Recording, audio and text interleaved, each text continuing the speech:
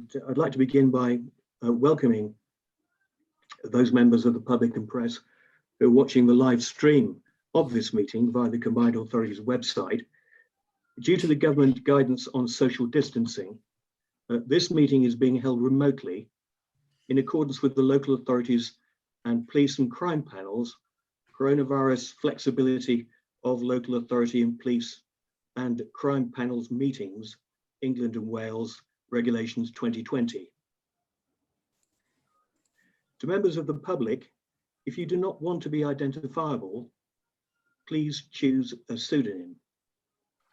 A decision summary and minutes of the meeting will be produced in the usual way, and a recording of the meeting will be available to view on the meeting page of the Combined Authorities website. To enable the meeting to run in an orderly manner, I would ask all members of the committee to keep their video cameras switched on for the duration of the meeting and keep their microphone muted, except when I invite them to speak, and officers will join us to introduce their reports in the usual way. Any members wishing to ask questions or make comments should indicate this by raising the raised hand function on the right-hand side of their screen. When I invite you to speak, please unmute your microphone, ask your question, and then mute it again to allow the officer to respond. And as with all new arrangements, especially those involving new systems, there's always a risk that we may run into a technical problem, and I'd ask your patience if we do, please. I would remind members and officers that all virtual meetings will be recorded. Members, I'll begin by calling the names of you all of the committee to establish your presence, if I may, and please confirm your presence. Councillor Steve Allen. Yes, I'm present. Thank you, Councillor. Councillor David Ambrose Smith. Present. Thank you, Councillor. Councillor Ian Bates. Present. Councillor John Nish. Present. Thank you, Councillor. Councillor Mike Sargent. Present. Thank you, Councillor. Tamar, could we invite and formally accept Councillor Dee Laws to this meeting if she's waiting to come in? She's here. She's present. Councillor Dee Laws? Can you see her? Yes, I can. Thank you, Councillor. Councillor Bridget Smith. Please can you note, Tamar, Councillor Bridget Smith is yet to attend and at present is absent. Thank you, councillors. The committee will note that Councillor Bowden has given his apologies for this meeting and is not attending, and therefore we require a member of the committee to chair today's meeting. And may I therefore ask if we have a nomination of a member to act at the meeting today.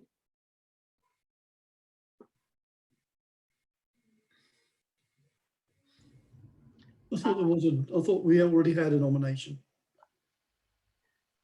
And that nomination is, please, Councillor? I can't remember, but I thought it was either Steve Allen or Denise Laws. That's what I thought. My understanding, it was Councillor Laws. Is that correct, Councillor? That's correct. Thank you, and thank you for that clarification, Councillor Ambrose Smith. May I ask, please, members, if that nomination is seconded? Happy to second. Happy Thank to you very much, second it. Councillor Allen. Thank you very much for that, members. May I therefore confirm that Councillor Laws has been appointed as chair of this meeting.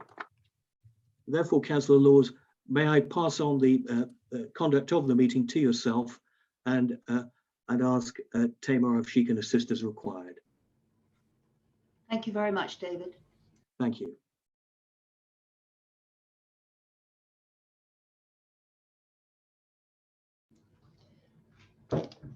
Obviously, I need to hand over to Democratic Service Officer to report any apologies. Do we have an apology for Councillor Bridget Smith? Not at the moment, no. Okay, so we'll leave that one open, hoping that she might be able to join us. Yes. Yes. So we have apologies from We have apologies from Councillor Bowden, and your Councillor Lords is substituting, Councillor Fuller and Councillor Niche is substituting, and Councillor Hickford, Councillor Bates is substituting. Thank you very much, Tamara. Right, I'll move forward. Does any member wish to declare any disclosures, pecuniary interests or non-statutory disclosure interests? Please click the raised hand function on your right of your screen now if you wish to declare an interest. Councillor Ian Bates. Thank you, Madam Chairman. Can I please declare an interest at item 3.3, little 2, as some of that affordable housing programme is in my county council division. Thank you, Councillor Bates. I move now to Councillor Ambrose Smith. Thank you. I'd like similarly 3.1, 3.31, Littleport. Littleport's in my division, and also I'm a district councillor and parish councillor, that ward also. Thank you very much, Councillor Ambrose Smith. We move on, and I'd like to say that we are now being asked to approve the minutes of the meeting on the 9th of November as a correct record. Can I ask if any member who does not agree with this proposal to click their raised hand function on the right of your screen now? I'll take it that the minutes have been read and approved. Thank you, councillors. I see no objections to the proposal to approve the minutes as correct records, so this will now be carried. Yes? Thank you. Right. I move on then. Sorry, Chair, can I? Yes, Councillor Sargent, sorry. Are we going to take matters arising? We normally do. Not in my procedural notes at the moment. Hold on one moment. Right. Right, on the basis committee, members happy to approve the minutes are written, and subject to that change, again, I would ask anyone who objects. I've had no objections. On that basis, the recommendation is to approve the minutes as carried, and as signed copy will obviously eventually be in the office. I now move forward to an update on action log was included in the published papers for this meeting. If any members have any question on the action log, would they use their raised hand function on the right of their screen now? Thank you, Councillor Sargent. I knew I'd get 2 chances for this. Hey, it's always worth having 2 bites. Yeah, okay, very good. So I'll refer back to the minutes, but I mean, they are actually in the action log as well. Right. I did raise at the last meeting reviewing the business case, and although the paper from the Director of Housing is not actually on this agenda, it was sent out to us for review, and this was a review of the business case as agreed back in 2017 with the Ministry. And obviously business cases are very important in terms of agreement with the government for the £100 million funding for housing. And I was concerned, as I said at the last meeting, that there seemed to be a difference in the way that we have been operating compared with the agreed business case. So I asked for this comparison. And I don't think, to be fair, that the review has, well,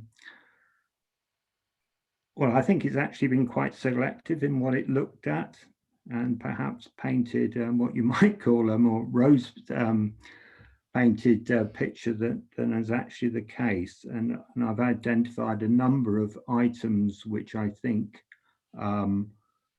aren't put in to this review, but should be taken into account. And if I'm not going to go through the whole list, Chair, you'll be glad to hear, but there are items which I think there should be a review of. And if I could just illustrate with a couple and ask for a more detailed review, if that's okay with you. Yes, it would be fine with me. Can I bring the lead officer on this? Because obviously I wasn't on the committee in 2017. So could I bring the lead officer on for confirmation this will be looked into? Thank you, Councillor Laws. Yeah, the document that was circulated, Councillor Sargent and other members, was identified as being a working draft document. So I would welcome, Councillor Sargent, if you've got comments on that, things that you think might be not missed or should be added. I'd very much welcome receiving communication from you on those, and we'll look to respond to those accordingly as well. Excellent. I think it would be useful, Chair, if the Chair of the committee, Councillor Bowden, could review the document as well before it comes back to us to make sure he's also happy, so that we don't go round in circles, if you like. I'd be happy to do that. And if I can raise one more issue, which I think's on, well, actually two issues. So one is on page 21 of the agenda, item 119, I think it was. And I carried on with the discussion in terms of 120, I think. And I think the issue in 119, although illustrated by Councillor Ambrose Smith in terms of East Cams, I think we did agree going forward that allocation policies would be part of all the reports that we've got. And I'm not sure in the reports we've got this time that they've actually been taken into account and fully documented. So again, I'd like the officers with the chair to make sure that the summary of allocation policy is such that we can fully understand it, because I think at the moment there's just a sort of general statement on that. And if I can finally, while I've got your indulgence, I think Councillor Fuller agreed with me in 120, which is shown on page 22, that we would get a fuller review of the role of the committee and how we agree determining factors. And although the Director of Housing has submitted some information on that in terms of the allocation policy, I don't think we've really got information yet on the role of the committee.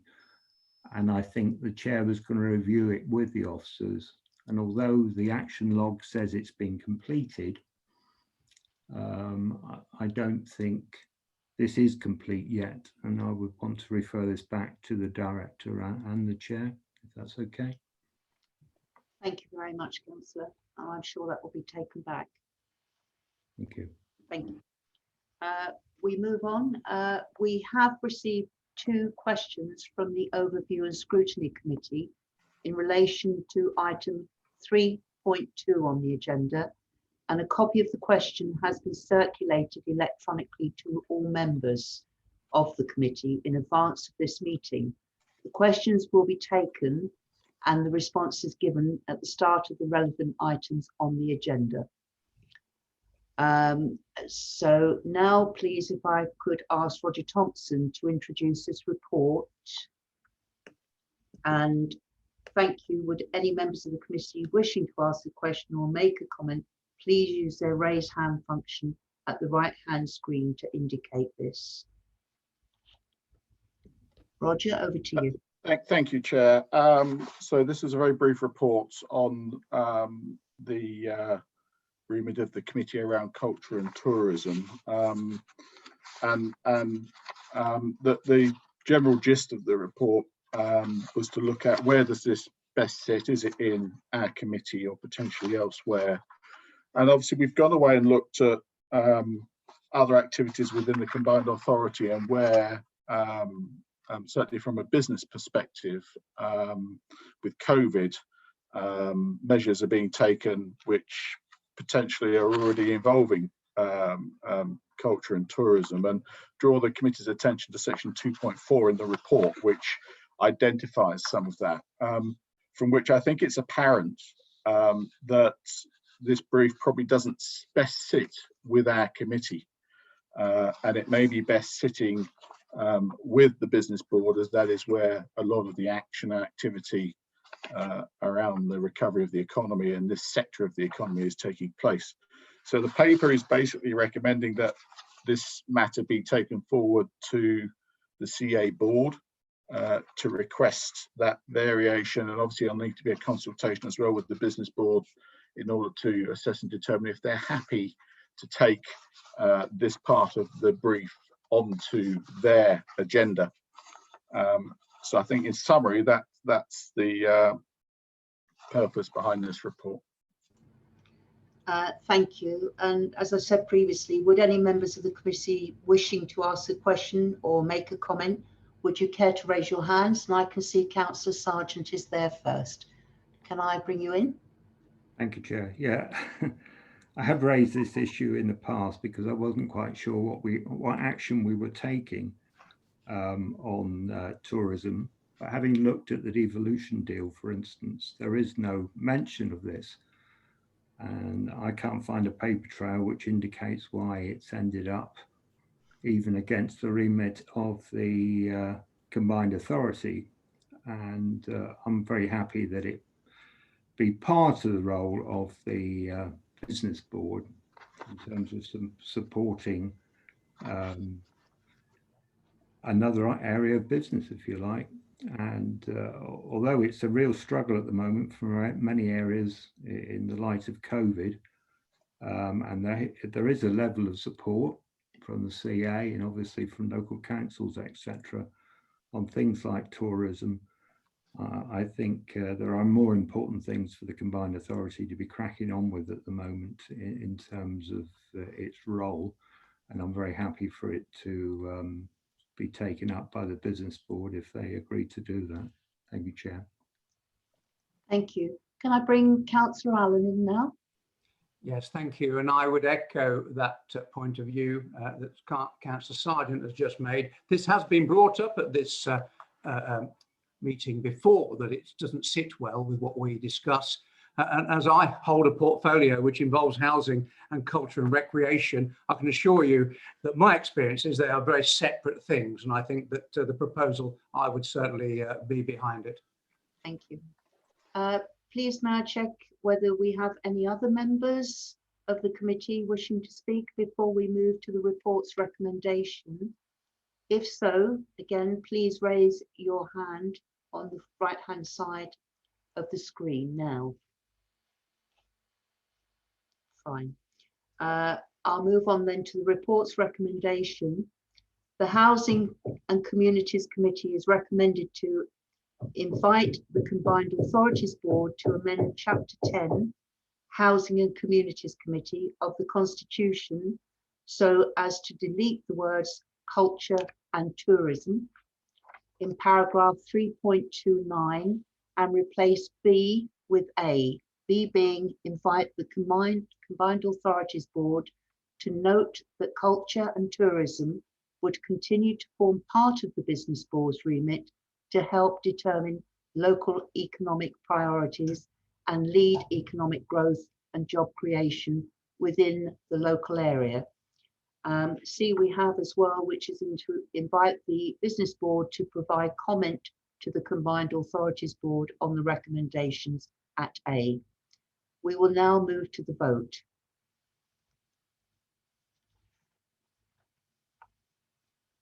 Do I have a general consensus in support of the recommendation?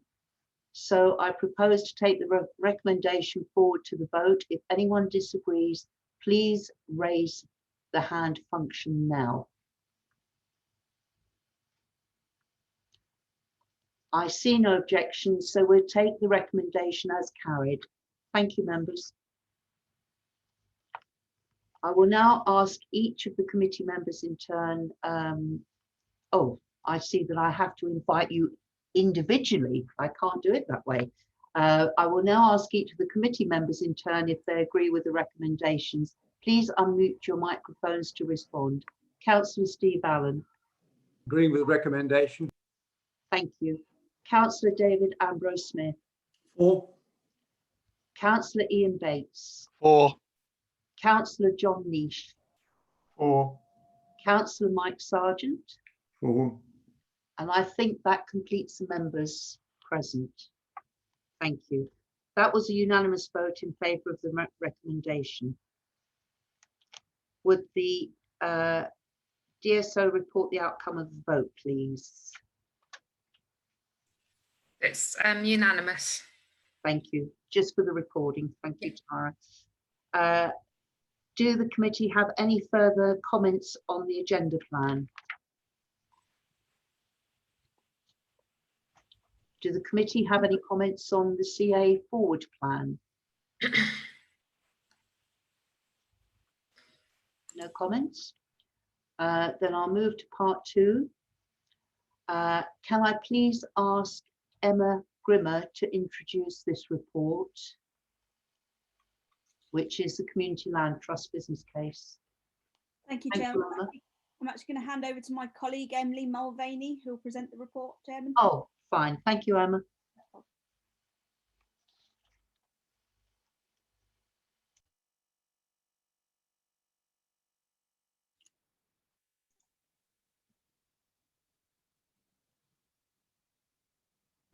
She's just joined. Hello everyone, can you hear me? Thank you, Monica. We can. We can hear you, Emily, but we can't see you. See me for some reason. My camera is on, so I have no idea why that is. I'll just go ahead without the camera then, if that's okay. Okay.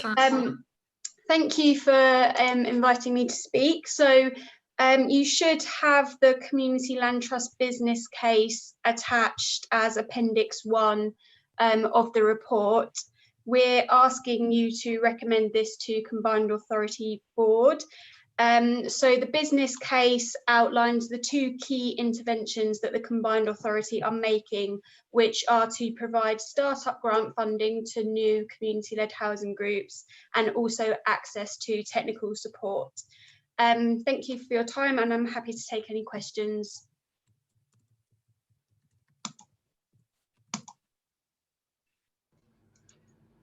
Thank you.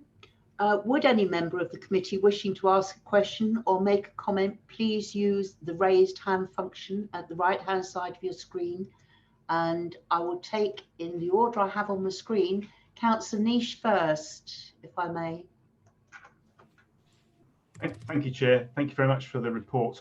I just got a couple of questions in there, really. It's from Huntingdonshire. I know a lot of areas do the same. They work on rural exception sites, and this sort of runs in a similar vein to rural exception sites. The only query I have on this one is that you're going out to communities and sort of almost like not bypassing local authorities. So work can go on behind the scenes without the local planning authority being aware of it. And I just wonder what consideration you had about bringing in the local planning authority when discussing community land trusts, if you're going to go direct to communities itself. Yeah, I can come in on that if. Thank you. Yes. Yeah, so I mean, that's actually something that we recommend to all of our groups, is that they have very early conversations with their local authorities. I think it's in the benefit of the local community and of the local authority to facilitate those very early conversations and make sure we're all working together to meet common goals. So yes, absolutely, we're hoping to fully take local authorities along with any new startup CLTs we have come forward. Thank you, Emily. I'm not quite sure if Councillor Niche is still with us. His screen seems to be frozen. No, I'm still with you. Oh, good. You're back again. Lovely. How nice to see you. Would you like to respond to that? If I could just come back, Of it's almost the case that if the community doesn't engage with the local planning authority, are the combined authority considering when they get a request in to engage with the local planning authority, so that the local planning authority are aware that those discussions are taking place if the community itself hasn't done so? Yeah, absolutely. Okay, that's fine. Thank you very much. Thank you. Councillor Sargent. Thank you, Chair.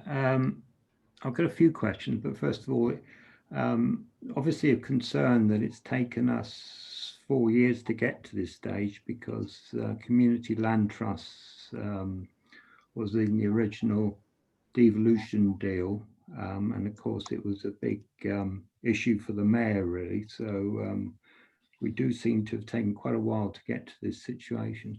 I've got, as I say, a number of questions. So it does actually say, or sorry, the officer did say in the report that it was in respect of community-led housing initiatives, which I'm very supportive of, but this isn't the only type.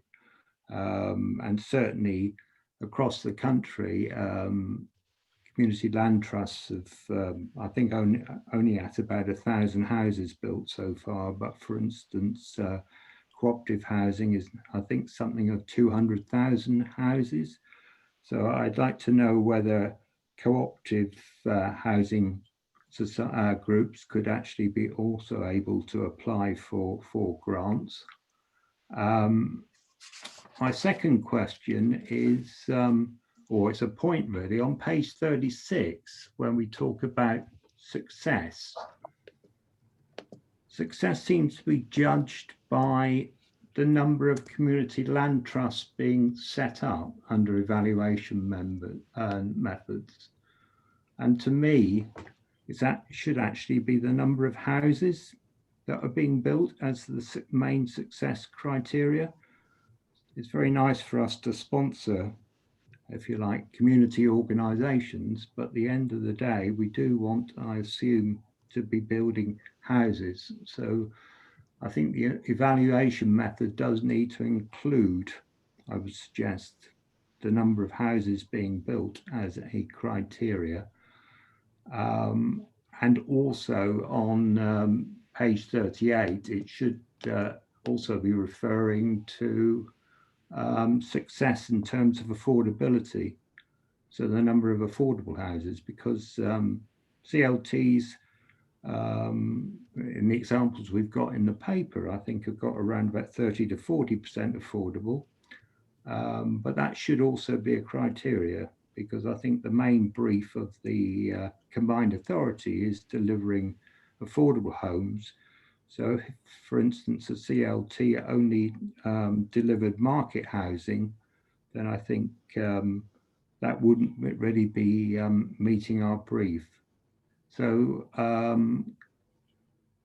I would like to make sure that, I don't know how we incorporate it into the document, but success should be evaluated on the basis of number of houses built. We should have a target for percent affordable. And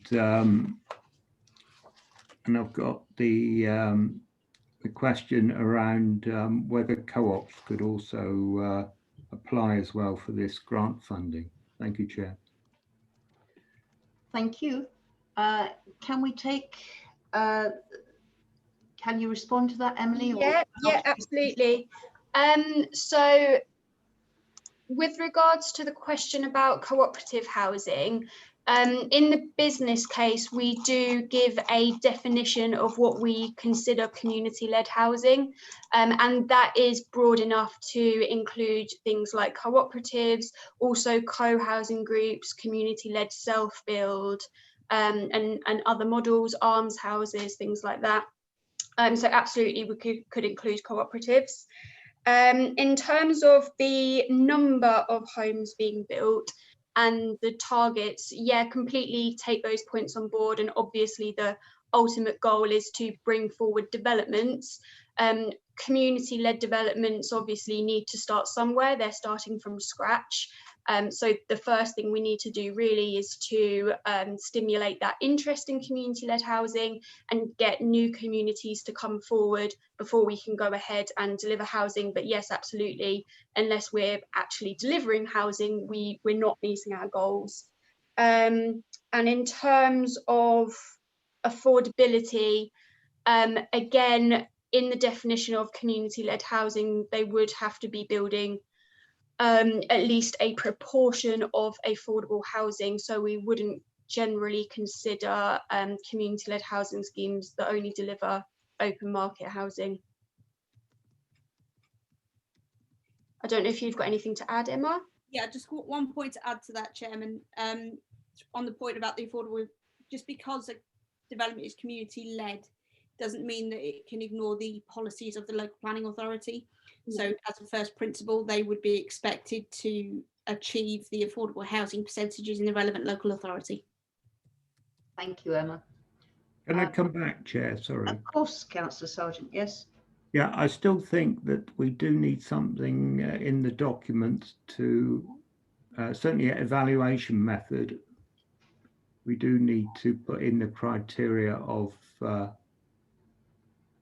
number of houses. So I want to just check how we're going to, is that going to be added to the business case? And I also obviously want to make sure we add in about a level of affordable housing as well. I just want to make sure that we don't lose those two because they're not in the business case at the moment. Thank you. Can I bring Emma in? Yeah, through you, Chairman. On the level of affordable housing, the most I would commit to through the business case is to say that it seeks to meet the demand, the level of affordable housing required by each local planning authority. As for measuring success, I think you need to break this down into short-term success and long-term success. The short-term success being that you will establish community land trusts or other types, and the long-term goal is to deliver affordable housing, but it's quite difficult to measure that at the moment because we don't know how many land trusts we're working on. I'm quite happy to undertake that before this business case is presented to the board that includes both of those points with your agreement, Chairman. Thank you, Emma. Councillor Sargent? That's fine. Can I just say I've had a text from Councillor Smith. I think she sent her an apology. She's got an emergency on at the moment. Thank you very much, Councillor Sargent. Can I bring Councillor Ambrose Smith in? Thank you, Chair. Hello, Emily. Page 37, I'm just reading a paragraph. Whilst not limited to allocated housing, affordable housing, the community land trust models itself to provision of affordable homes. You're saying that whilst not limited to affordable housing, what about community buildings, doctors' surgeries and that sort of thing? Are we promoting that within this community land trust case? The approach that we'll tend to take is whenever we meet with a new community, we'll take their view on whether there are any community amenities or community buildings that are needed locally and that could be brought into a larger community-led development project. So yes, absolutely, it's something that lots of communities take the opportunity to include as part of their development projects. Okay, and just the point about the paper or the case coming to us as a committee, I think it may have taken 4 years, but I think the information, the detail about community land trust is better understood now than it was 4 years ago. So I applaud the paper. Thank you. Thank you. Thank you very much. Councillor Sargent, do you wish to come back?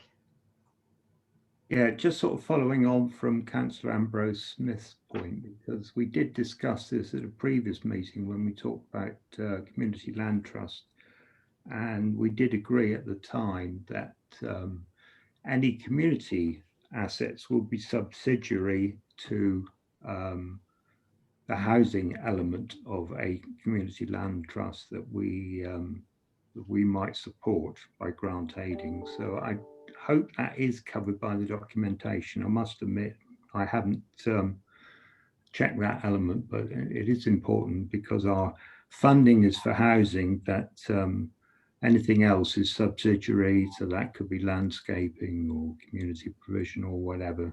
I'm not suggesting we have a percentage against that, but I do think it's vital that the lead case, if you like, is the provision of housing. Thank you, Chair.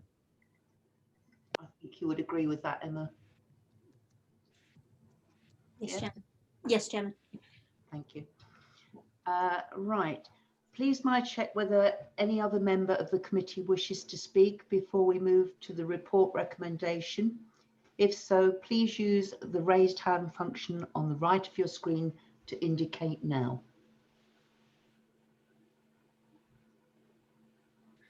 No.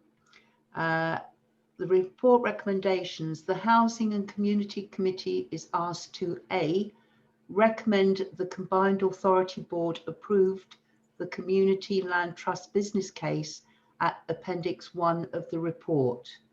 We will now move to the vote. There seems to be a general consensus in support of the recommendation, so I propose to take a recommendation forward to the vote. If anyone disagrees, please raise your hand function now. I see no objections, so we'll take the recommendation as carried. I will now ask each committee member in turn if they agree with the recommendation. Please unmute your microphone to respond. I'll start with Councillor Allen. Agree. Thank you. Then I move to Councillor David Ambrose-Smith. For. Councillor Ian Bates. Or Councillor John Niche. Or. Councillor Mike Sargent. Or. I think we now actually, that will be a unanimous vote in favour of the recommendation. Would the DCSO report the outcome of that vote, please? You're on mute, Tamara. Councillor Laws, you need to vote yourself as well. Oh, I apologise. I'm in agreement. So that's unanimous. Thank you. Right. We move on to part 3. Thank Emma and Emily as well for being with us today. We move on to part 3, which is programme delivery. Could I please ask Claire Flowers to introduce this report? Is Claire with us? Yes, I can see Claire. Hello, Claire. Good afternoon to you. Right, if you'd like to obviously go forward and introduce the report for us, Claire. Thank you. Hello everybody, I'm Claire Flowers. For those that don't know me, I'm head of the housing development team at Cambridge City Council. So my team are responsible for the delivery of the £70 million devolution programme that was set for the City Council. So before you, you've got a summary report of where we are. Sorry, can you hear me? Yes, fine. Yes. And this report is from September because we take our reports through the Council's Housing Scrutiny Committee. And then here, so just the timing of the reports, you have got September updates. So I may, as we go through, just give you anything that's changed since then. But in summary, we have over 500 homes now identified as part of our programme with planning permission. We have 80 homes that have completed, so residents have moved into them, and 270 homes are on site, with 193 expected to start on site. The report gives you details of the schemes that have completed. So over the summer, we had completions on a number of small infill and garage sites, as well as earlier in the year, Anstey Way. There's details of all of our schemes on site. So we have 2 major schemes on site at Mill Road and Cromwell Road, delivering mixed tenure housing, as well as significant numbers of new council homes. And since we wrote this report, we've also now started on the Colville Road scheme, which is a further 49 net new affordable homes. We're due to sign the contracts shortly on the Meadows and Buckham project and Clark Maxwell Road. The other project that we're due to start is Campkin Road. We do have 2 residents that are still due to move out of their existing homes there. It's a regeneration project. And due to COVID and the move that they need to make, etc., we're working with those people to see how possible that is. But it has, been an additional issue for us.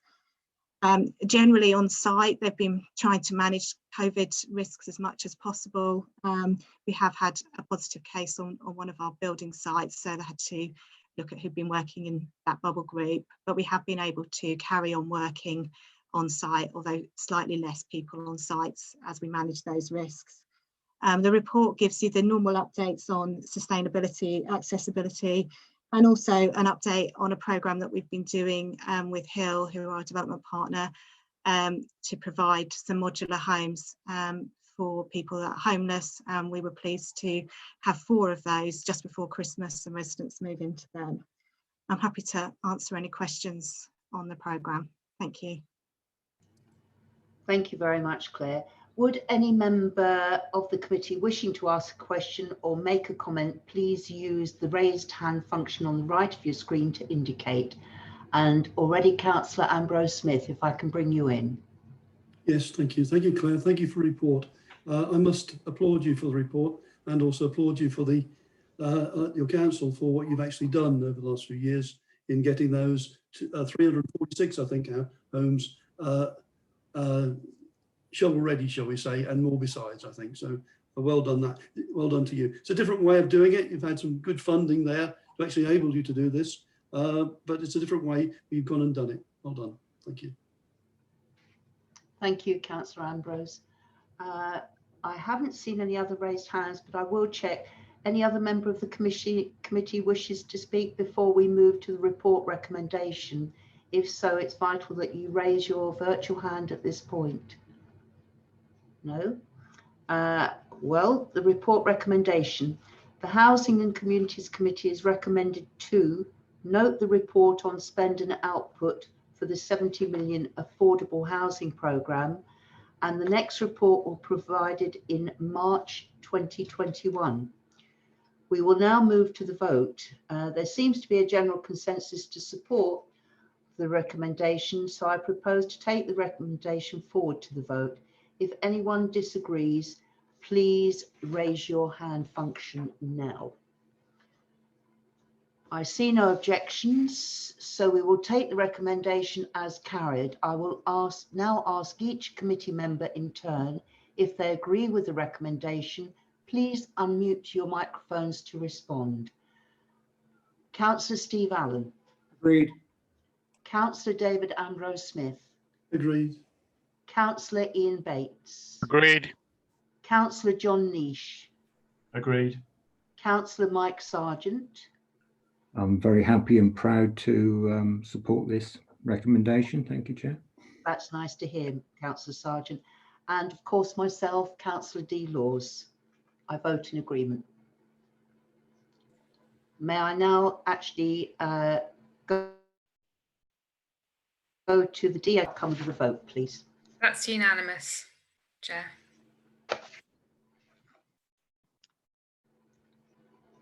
Oh, you slightly froze there, Tamara. Was that? That's unanimous, Chair. Thank you. Okay. Right.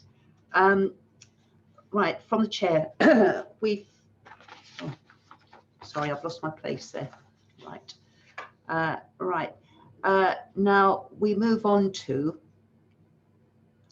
the statement re-exempt appendices for the item 3.3i to 3.33.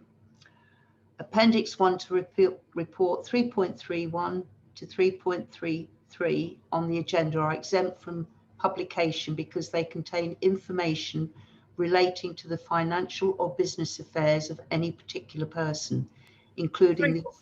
Chair, I think we've skipped an item. Have we? Yeah. Oh, keep me in track.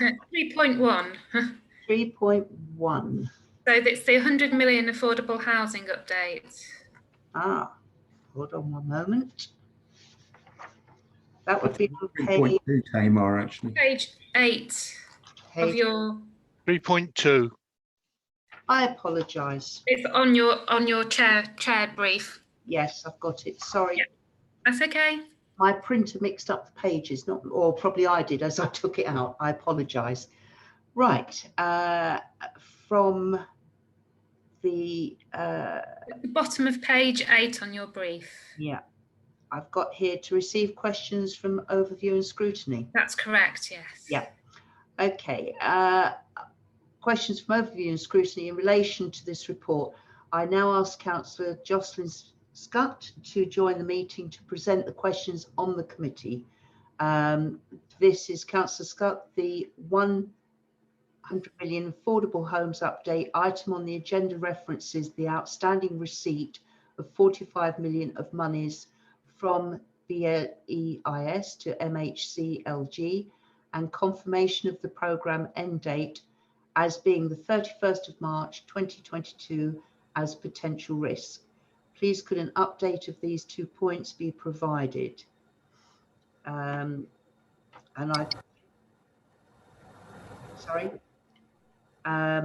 Although we've been chasing response from the MHCLG as part of their review process, we still not heard about the answer to the points, so they remain a risk.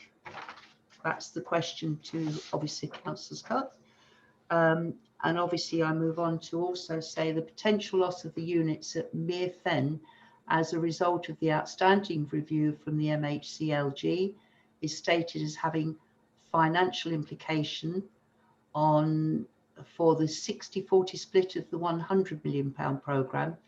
Could be more details be provided on what financial implications are and advise what modelling has been done on this?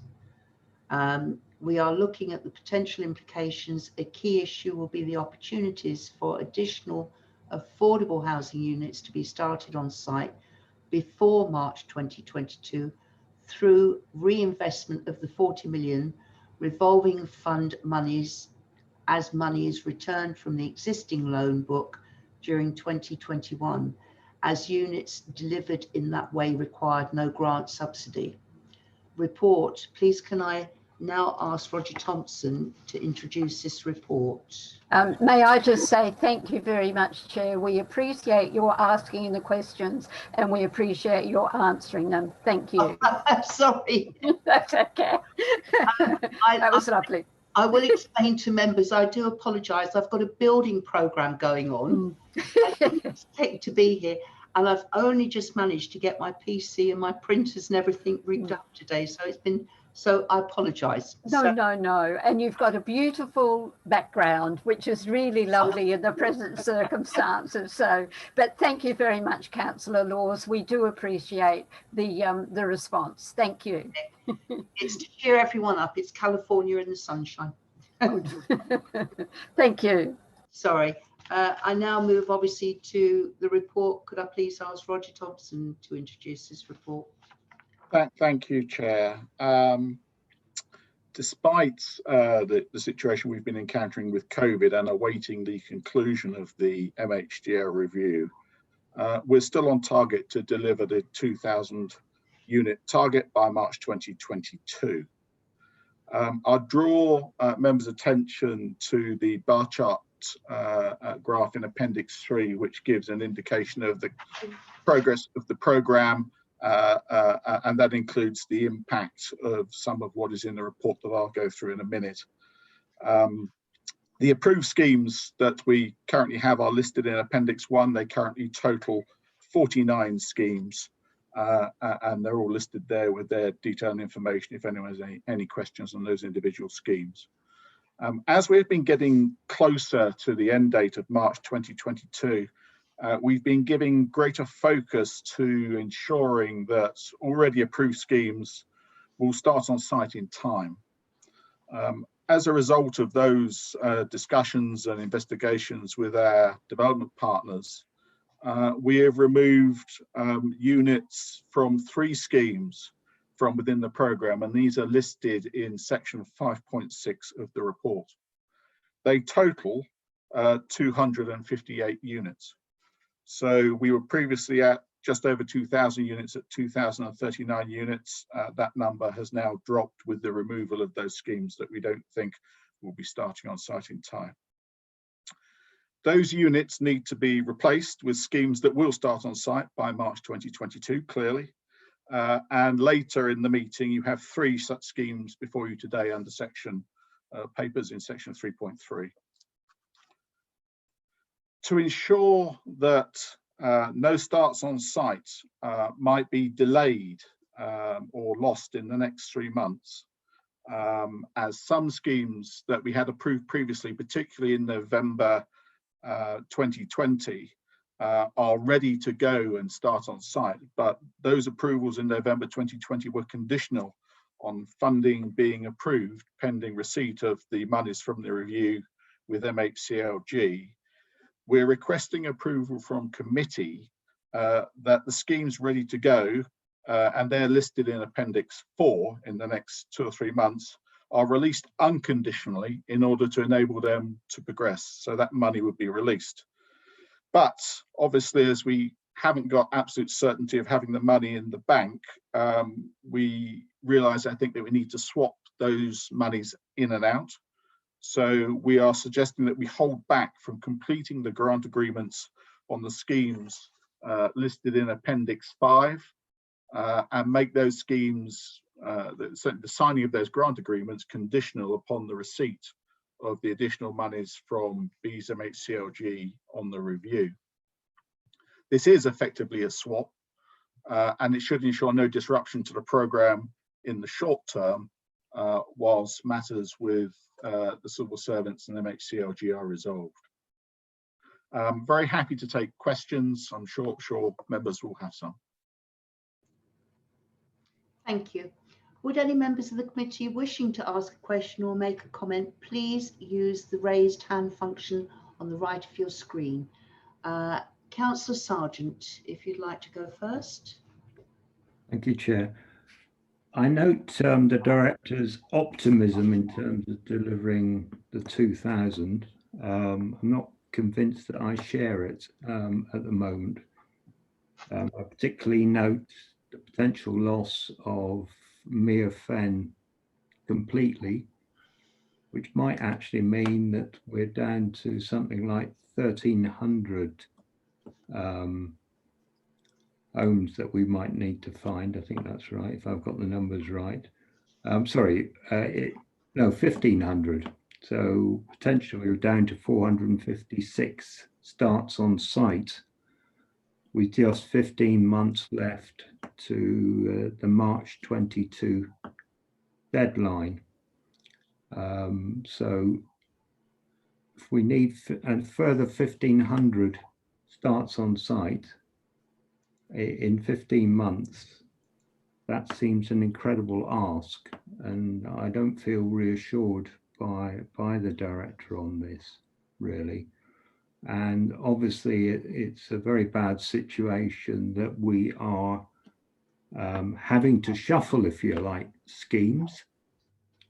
And I'm very concerned that the ones that we are in effect suspending for a while might fail completely if we're not careful, because although we've said to the housing associations and developers we will support them, we're in effect, as I understand it, telling them we're not actually going to make that final decision until after March, and they may be looking either to other funding sources, or they may actually be deciding to pull up sticks, if you like.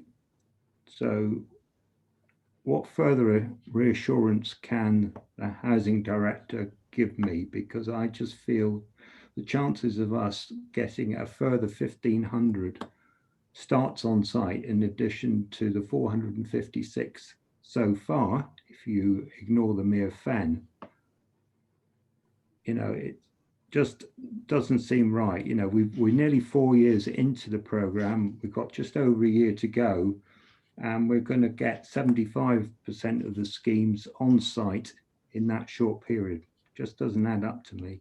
Thank you, Chair. Can I bring you back in, Roger, for that? Yes, please do. Thank you. So we've obviously been in communication with Homes England about Mere Fen, and hence we've made the adjustment that we've made for Mere Fen in terms of the profile of their starts on site.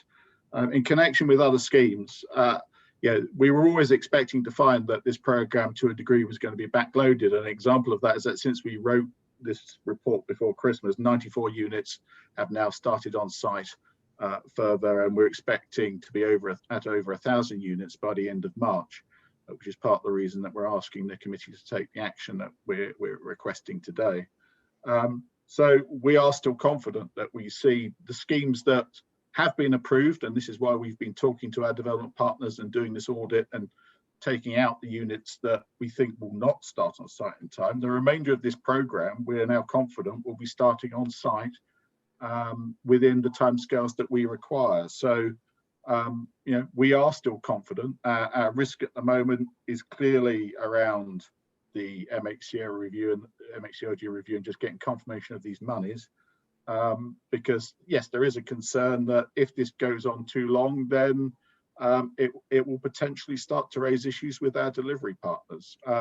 We're not waiting till March to do anything. As soon as we get the approval from MHCLG, the agreements that I'm suggesting that we may have used an inappropriate word in terms of suspend, that we just hold back on in terms of signing our grant agreements.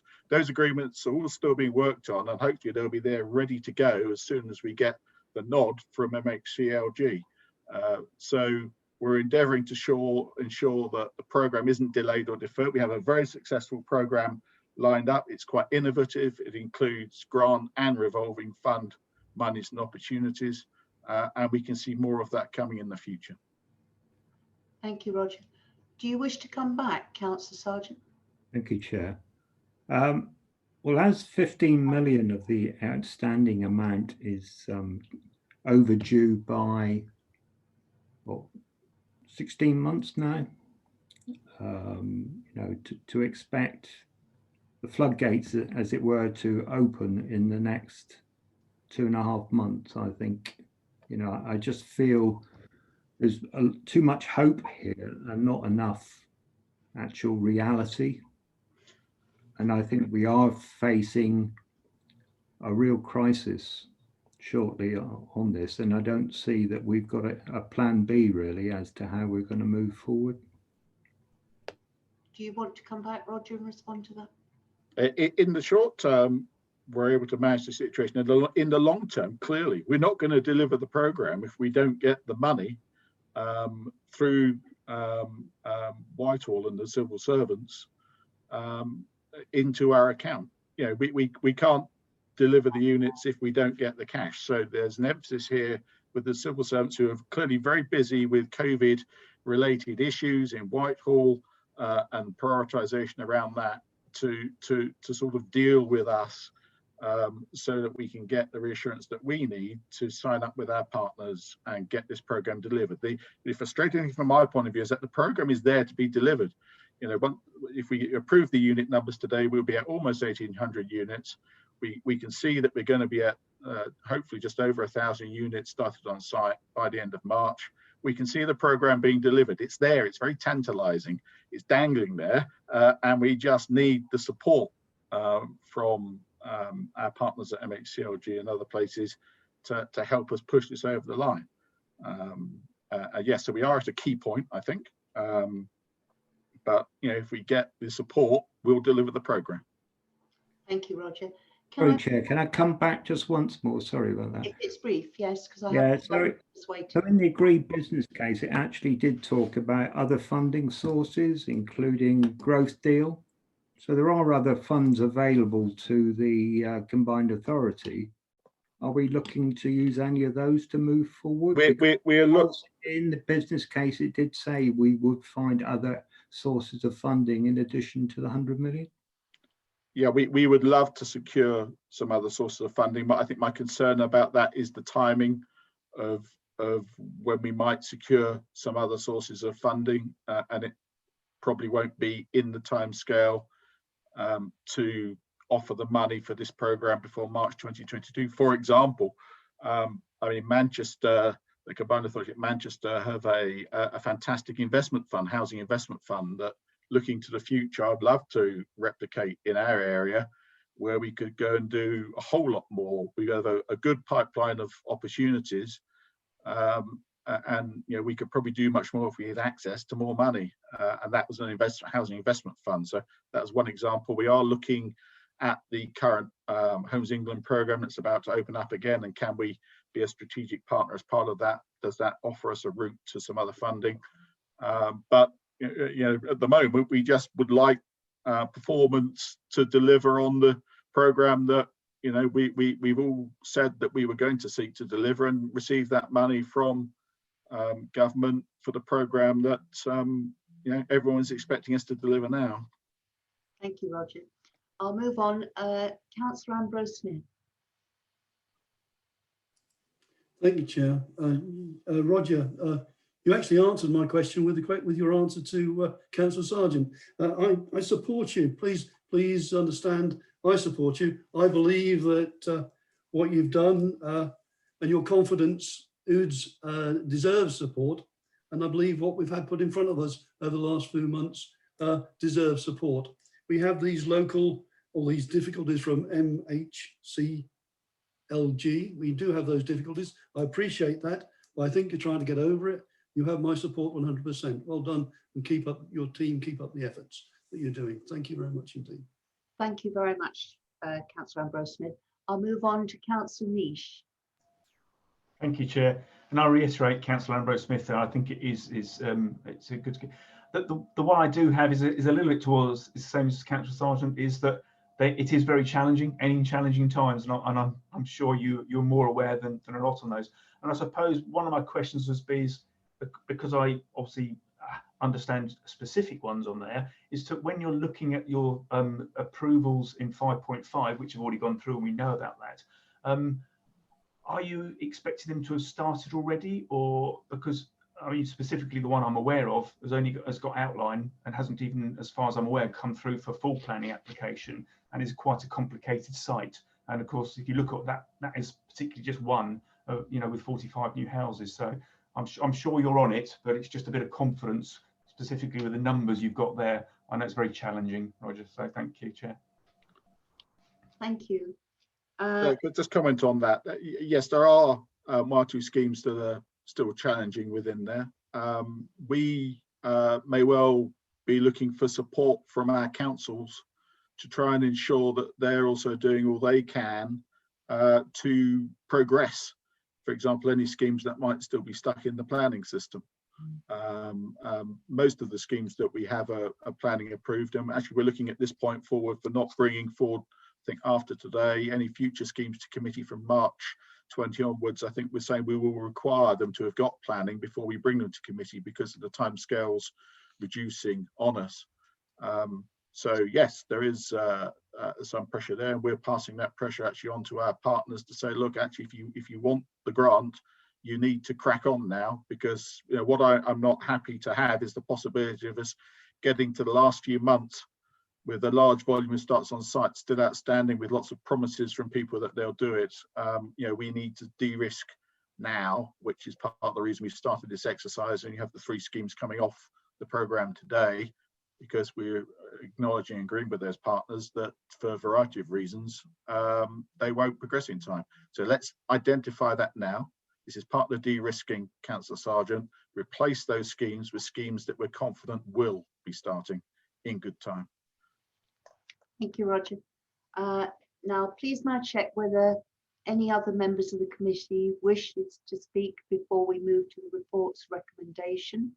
If so, please use the raised hand function on the right of your screen to indicate this now. I cannot see any raised hands. So the report recommendation, the Housing and Communities Committee is recommended to A, note the progress of the delivery of the 100 million affordable housing programme.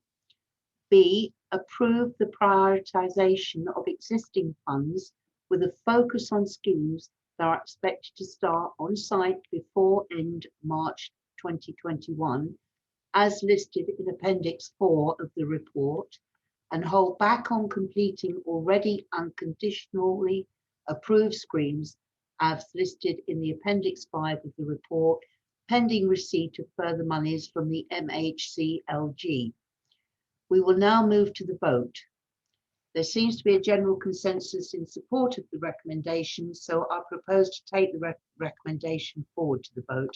If anyone disagrees, please use the raise virtual hand function now. Councillor Sargent, I see your hand raised.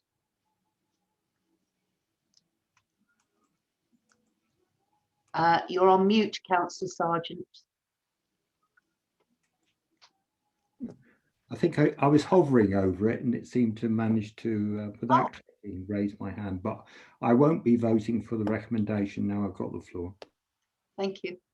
At this point, I will now ask each committee member in turn if they agree with the recommendations. Please unmute your microphones to respond. I'll start with Councillor Steve Allen, Agree with the recommendation. Councillor David Ambrose Smith, For. Councillor Ian Bates, For. Councillor John Nish, For. Councillor Mike Sargent. Abstain? Was that an abstain? Yes. Yes, Chair, thanks. And myself, I agree. Obviously, I'd like to move now to the DSO to report the outcome of the vote, please. That's 5-4 and 1 abstention. Thank you very much. We move on now. And this is a statement re-exempt appendices for item 3.31 to 3.33. Appendix 1 to the reports 3.31 to 3.33 on the agenda are exempt from publication because they contain information relating to the financial or business affairs of any particular person, including the authority holding that information under paragraph 3 of part 1 of the Schedule 12A of the Local Government Act. It is considered that the public interest in maintaining the exemption would outweigh the public interest in disclosing the information. Does any member wish to discuss the content of the exempt appendices? If so, please use the raised hand function on the right of your screen to indicate this now.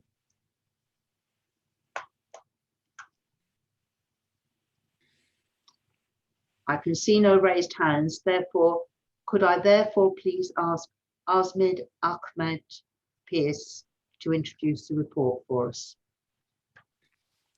Good afternoon, Councillor. Thank you, Chair. Happy New Year, everyone. I present the first of our 3 projects that are coming here to Housing Committee today.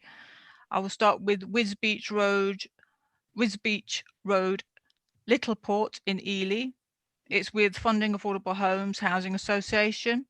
They're going to provide 36 affordable units to East Cambridgeshire District Council. 28 of those are rented units. 10 of those are shared ownership. Rents will be capped at local housing allowance rent levels. I believe I've spoken to the housing officer ECDC and she's supportive of the projects and the units mix coming forward. The grant proposal requested is 1,576,000 with condition of achieving planning permission by no later than June 2021. Thank you, Chair. Thank you. Would any member of the committee wishing to ask a question or make a comment, please use the raised hand function on the right of your screen to indicate. Thank you, Councillor Sargent. Would you like to?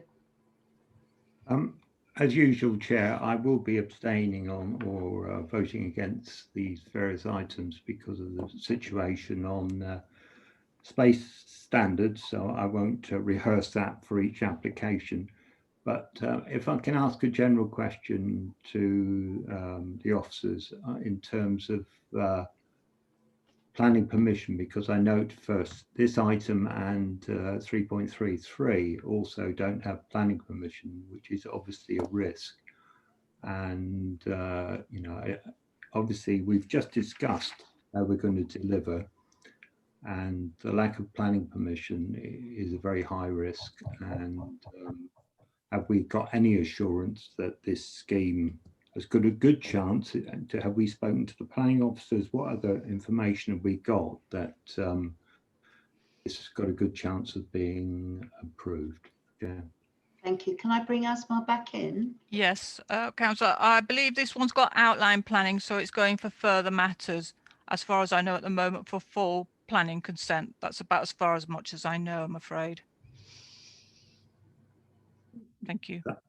Yeah, sorry, Chair. I mean, that obviously, you know, doesn't really give us any assurance, of course, because there's a big gap between outline permission for a site and full planning permission. Thank you. Both matters, yeah. Can I check whether any other member of the committee wishes to speak before I move to the report's recommendation? If so, please raise your hand function, and Councillor Niche has just slipped in there. I'll bring you in, Councillor Niche. Thank you very much, Chair. I'm just going to comment on Councillor Sargent's constant record that keeps going on about something which is not obligatory, which is the national standards. I mean, it comes up, and I know it comes up time after time, and really I think it's about time he understood that, you know, what local authorities do within their local plans and building regs is the one that should be taken into account, not necessarily the standards that he keeps referring to. That's all, Chair. Because he'll only mention it when he gets to Huntingdon as well. Well, thank you for that. Right, I will now move to the report recommendation. The Housing and Communities Committee is recommended to committing grant funding of 1576.000 from the 100 mil affordable housing programme to enable delivery of 38 additional affordable homes comprising a mix of rented and shared ownership homes in East Cambridgeshire, subject to confirmation release of the balancing money for the 100 mil programme for MHCLG. We will now move to the vote, and I would now like to go to each committee member in turn. If they agree with the recommendation, please unmute your microphone to respond. And I'll go in alphabetical order again. Councillor Steve Allen. Agreed. Councillor David Ambrose Smith. Agreed. Councillor Ian Bates. Agreed. Councillor John Niche. Agreed. Councillor Mike Sargent. Abstain. And myself, Councillor D. Laws, agreed. I'd like to move to the DSO to report the outcome of that vote. That's 5-4 and 1 abstention. Thank you. Can I obviously now move forward and ask Asma to introduce the next report? Thank you, Chair. Right. Project 2 is the Luminous Cluster Sites for Phase 2 in Huntingdonshire. This is being developed through Chorus, one of our key partners. They're going to provide 15 additional affordable housing. These are going to be all social rented units. All sites have got planning consent. There are 7 infill sites, all at different stages of contract. That's getting the contractors on board to start sites. 3 are nearly there and 4 are in progress. All units are Cat 2, so they're all accessible and adaptable. One is a Cat 3, 35 High-Leys, St Ives, which is a wheelchair accessible home.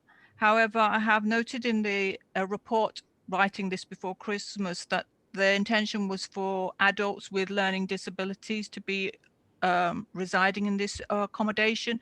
This has now been changed as of this month. The housing officer at Hunts have said this house is going to be used as affordable housing for somebody who's in need. So I'll make that clarification, please, in the report. Chorus are using them using of brownfield sites, which is very much something a positive. Their grant request is 749,000, and they will be match funding anything that the CPCA will provide. Thank you, Chair. Thank you very much. Would any member of the committee wishing to ask a question or make a comment, please use the raised hand function on the right of your screen to indicate. I'll go for Councillor Sargent first, and then we go to Councillor Niche. Councillor Niche has obviously invited me to speak. I mean, you weren't at the previous meeting, Chair, but we did get clarification from Homes England in terms of their position in terms of space standard. And I'm glad to see we've at least adopted that it's unlikely we will support anything below 85%, but also Homes England take a very careful view, which I don't think any of our reports have ever really reassured us on, when we consider anything below 100%. We recently didn't approve a major scheme for homes which included housing association homes in Cambridge because they were below space standards. And it's vital in the current situation, which unfortunately looks as though it's still dragging on in terms of COVID and people working from home, that people do have decent space for working at home, supervising children with learning a whole range of other things. Life's moving on, and we do need to have decent homes for people with decent space. I won't rehearse this for the third item, Chair. You'll be glad to hear. Thank you, Councillor Sargent. Can I bring you in, Councillor Niche? Rewind the record. Or is it the tape, or is it the disc? I'm not sure what we do now. Yeah. Just reiterate that you know, these are to a highly acceptable standard. They all built milding regs. M4 brackets 2, if you'd like to look that one up, Councillor Sargent, but I'm sure you know it inside and out. And they're equivalent to lifetime homes. We do ensure that they are fit for purpose, and I totally agree and support this affordable housing scheme. Thank you very much. I'd like to come in at this point, actually, and I completely agree in lots of ways that we've been forced into a position due to COVID-19, as we all have, working from home. And I think for the foreseeable future, I cannot see that changing. And I think moving forward with businesses, more people now we've been forced to, or the businesses have been forced into a position of actually looking at how their business is and how their employees work. I think you're going to get far more people working from home and only calling into offices for physical meetings. That's a personal comment. So yes, I agree. Workspaces or spaces within the home is going to be very important in the future. Please, can I check whether any other member of the committee wishes to speak before we move to the report recommendation? If so, please use your raised hand function on the right of the screen to indicate now. No. The report recommendation. The Housing and Communities Committee is recommended to commit grant funding of 749,000 from the 100 mil affordable housing programme to enable delivery of 15 additional affordable homes, all for social rent in Huntingdonshire, subject to the confirmation of the release of the balancing monies for the 100 mil home programme from MHCLG. We will now move to the vote. I think we'll go straight round. Actually, I will ask each committee member in turn if they agree with the recommendation. Please unmute your microphones to respond. I'll go in alphabetical order again. Councillor Steve Allen. Agreed. Councillor David Ambrose-Smith. Agreed. Councillor Ian Bates. Agreed. Councillor John Niche. Agree on this very acceptable scheme. Councillor Mike Sargent. Abstain, thank you. And also myself, Councillor D. Laws. I'm in favour of the scheme. Would the DCSO report the outcome of the vote, please? 5-4 and 1 abstention. Thank you very much indeed. I will now please ask Asma to introduce the next report for us. Thank you, Chair. My final one is Great Haddon, London Road, Yaxley in Peterborough. This is to provide 60 new affordable homes with Cross Keys Homes. There are 17 affordable rented units, 43 shared ownership homes. This is part 1 or phase 1 of that site. This is mainly a 10-year conversion from market to affordable housing. The rents will be capped at local housing allowance rates and rents. The grant that they are requesting is 2,270,000 for 60 units of a 10-year conversion. This site only had 16% affordable housing. With the CPCA grant and the additional funding of 60 units from market to affordable housing, this will provide your requirements of your existing section 106 up to 30%. So that's why we are as supportive of this site. Your councillor, your housing officer was of the same supportive mind on that as well. Thank you. Would any member of the committee wishing to ask a question or make a comment, please use the raised hand function on the right of your screen to indicate. Councillor Ian Bates. Yes, it's a general question which relates to the three previous items. How does the local district councillor get informed of these initiatives? It's applicable for all the previous two. So how does the local member on the district, how does the combined authority inform them about what's happening, etc., etc.? I'm supportive of the recommendations, Madam Chairman. Thank you.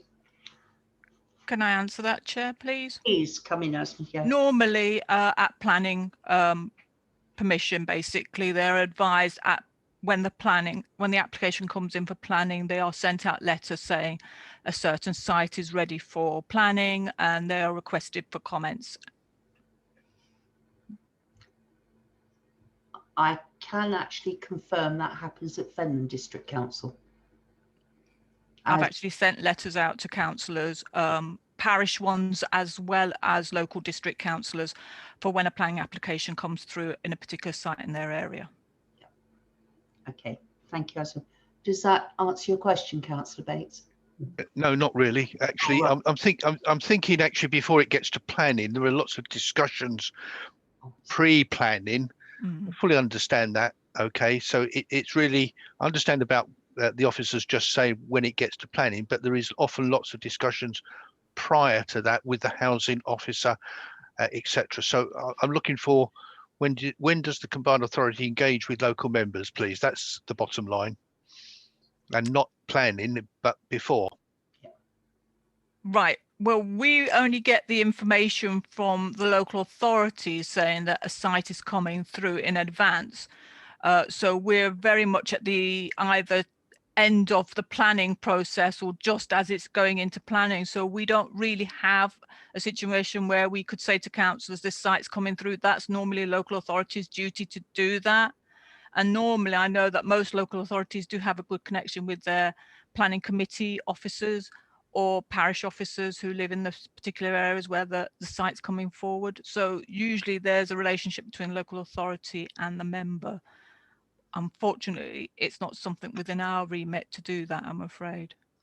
Can I just come in there, Councillor Bates, as well? You might know I'm portfolio holder for planning at Fenland. If a developer or scheme comes forward and they request a pre-app, that pre-app is confidential. So therefore, if there are discussions in there, it can't actually be shared. So in fairness, I mean, the first time that our members know about a scheme is when an application is submitted and validated, not submission, but when it's been actually validated. I'm not sure if that's the same with the other authorities. I'm not quite sure how they could actually engage prior to the application being validated. It's just something, you know, I'm not quite sure. Maybe it's something we can take away from this meeting and make further inquiries on your behalf. Yeah. Happy, Madam Chairman, for it to be taken away, and perhaps that's something. Having been on Huntingdon District Council for 20 years, I'm fully aware about planning. Okay. Yes, sorry. Okay. No. All I was trying to get to is where the cross keys here. Okay, in Peterborough. Okay, where that comes in. Okay, so I'm happy for it to be taken away, Madam Chair. Yeah, let's see if we can. As I apologise. Really, what I'm saying, I don't know how the other authorities work. I can only speak how Fenland operates. But if we can take that one away as a question to see where the engagement can start with local members. Thank you. Councillor Sargent. Yeah, I mean, I tend to agree with you, Chair, in terms of notification of members. We would potentially have public briefings and pre-applications for larger schemes, of course, at an earlier stage. But certainly with the sort of schemes we have coming to the combined authorities, certainly some of them are conversions, for instance, and a whole range of other things. So I'm sympathetic for it to be difficult to actually come up with a method of letting local members know in every case that a combined authority application was coming. But my point actually, and I know we've discussed it before, Asma, is on page 99, 2.6. It says rents will be set at 80% of market rent, including service charges, capped at local housing allowance rates. Yeah.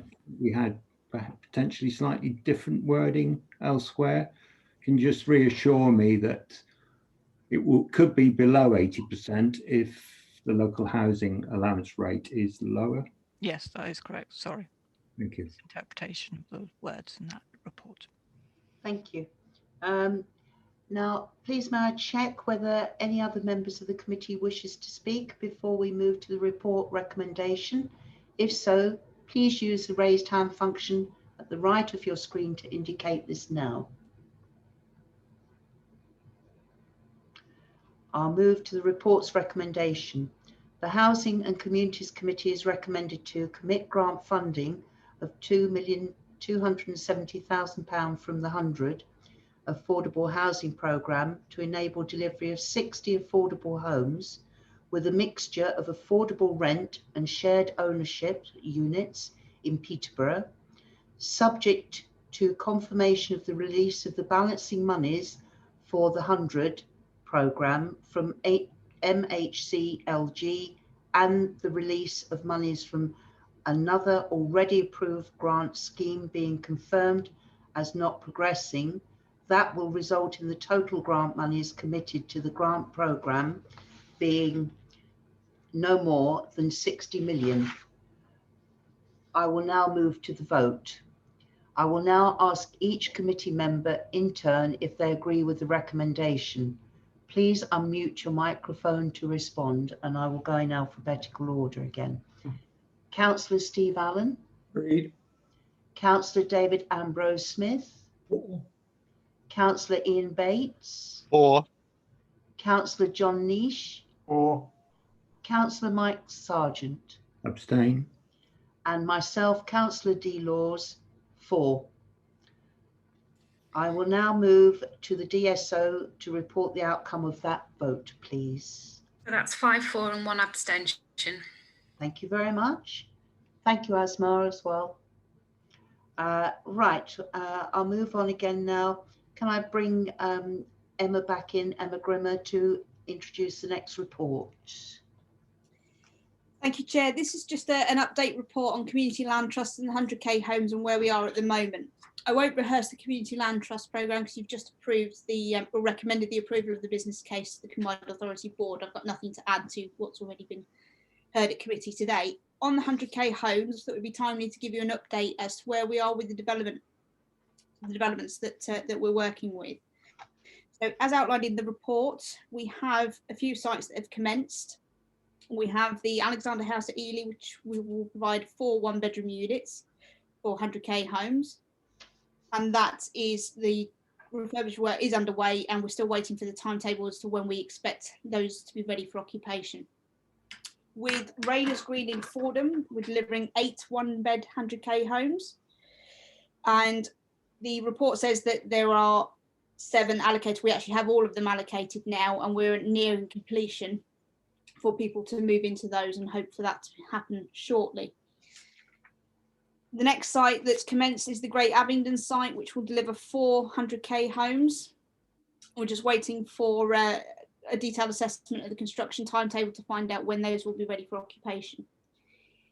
In addition to the ones that have already started, we have ones that are due to start, and a very exciting one in Cambridge, which will deliver 3 100k homes, which I'm sure committee will agree in Cambridge is quite quite an undertaking for that developer. So we're just waiting for that timetable to come through once they get through the process. I am in active discussions all over Cambridgeshire and Peterborough with developers, more so since people have started to realise what their build programme might be post-COVID. There's nothing I can report on at the committee, but I'll ensure that future updates focus on where we are with discussions once I'm able to share that information. I'm happy to take any questions, Chair. Thank you very much, Emma. Would any member of the committee wishing to ask a question or make a comment, please use the raised hand function at the right of your screen to indicate this now.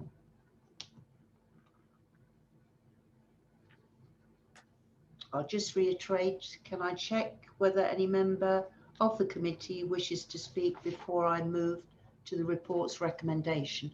I have two hands up. Councillor Ambrose Smith. Thank you, Chair. Hello, Emma. On page 104, this is the Rainers Green Fordham site. You make a comment in the last paragraph whether there are any changes that need to be made to process of securing and allocating the sites. What does that mean, and has there been any changes? Okay, so what I refer to here through you, Chair, is the we have the allocation criteria that this committee approved earlier this year. What I undertook at that committee to do was make sure that the allocations criteria was easy, and the process that we applied for Fordham was replicable throughout Cambridgeshire and Peterborough, and if we needed to change anything to the main criteria basis.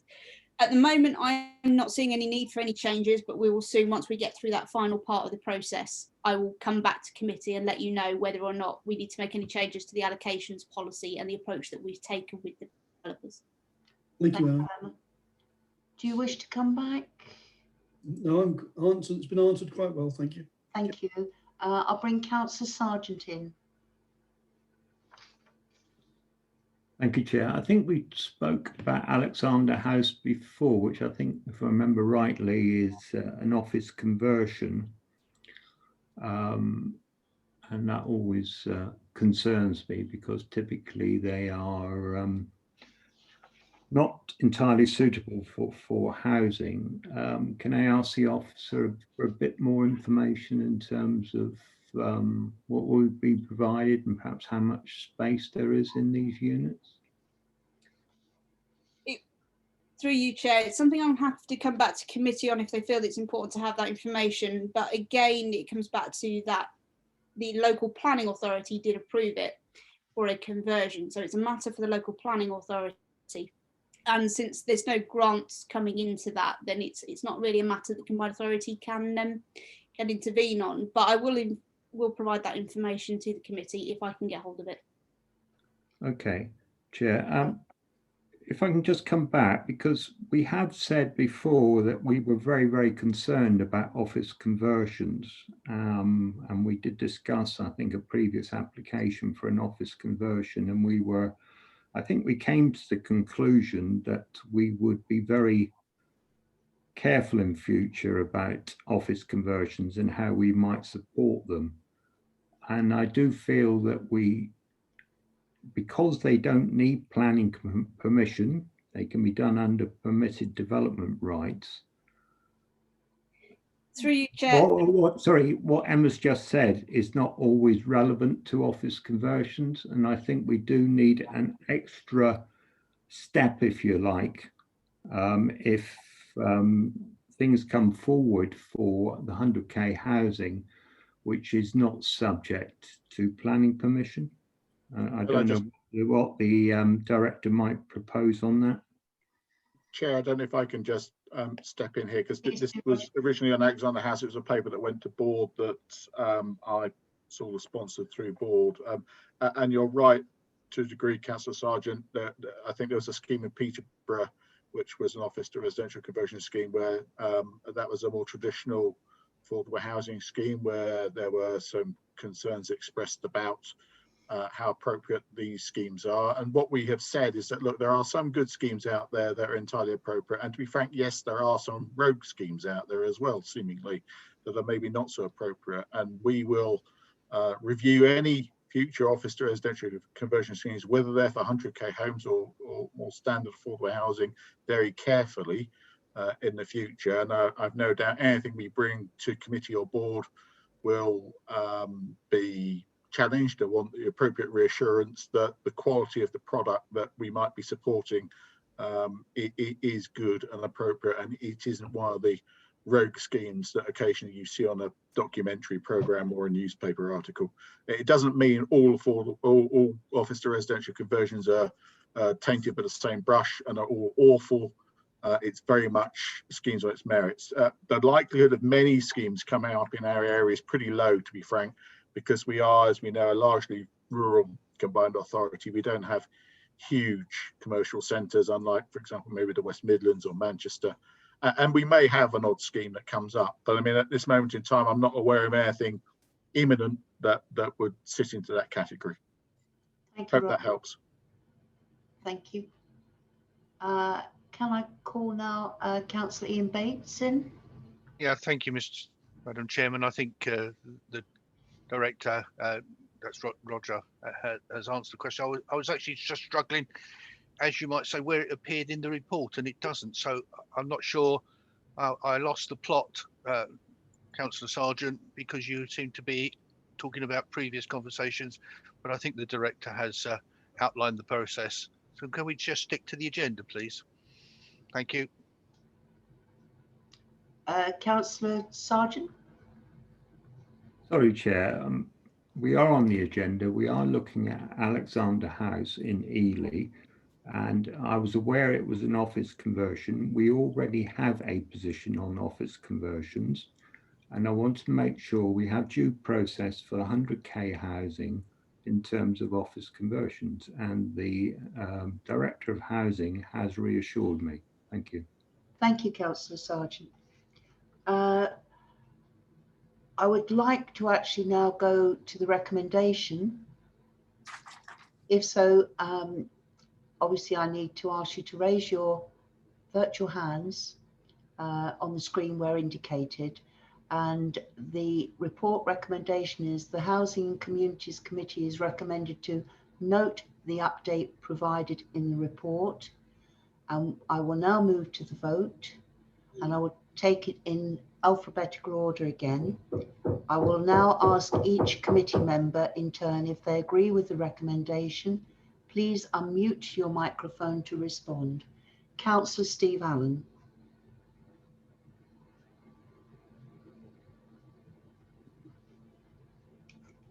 Can you not hear me? Agreed. Thank you. Councillor David Ambrose Smith. Agreed. Councillor Ian Bates. Agreed. Councillor John Nish. Agreed. Noted. Thank you. Councillor Mike Sargent. Agreed. And myself, Councillor D. Laws, agreed. I'll now move to the DSO to report the outcome of the vote. Unanimous. Thank you very much.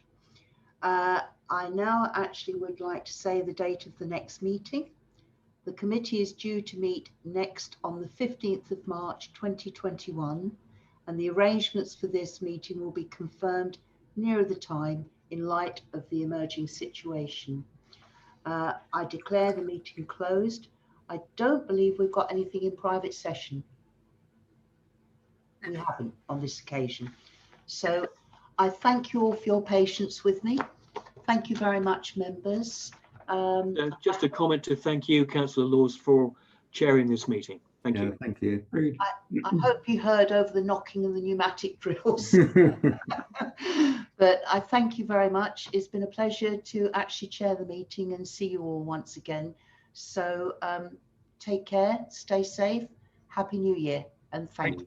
Well Thank done, you. Chair. Goodbye. Bye now. Thank you. Bye all.